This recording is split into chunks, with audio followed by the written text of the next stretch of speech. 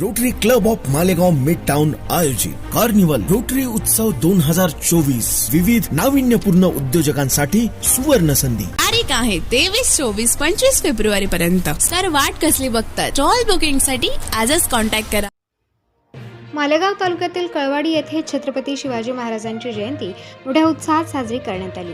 कळवाडी bus stand येथे छत्रपती शिवाजी महाराजांच्या पुतळ्याचे पूजन करण्यात आले.